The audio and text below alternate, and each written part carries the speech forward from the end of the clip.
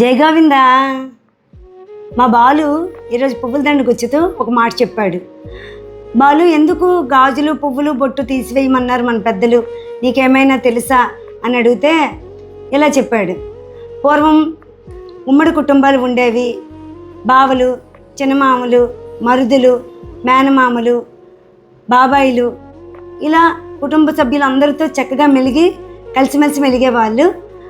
అలాంటి కుటుంబంలో ఎవరైనా స్త్రీ వైధవ్యం పొందితే పరపురుషుడు ఆ ఇంట్లో ఉన్న పురుషుని దృష్టి పడకుండా ఉండడానికి అలా గాజులు బొట్టు పువ్వులు తీసివేసేసారక్క.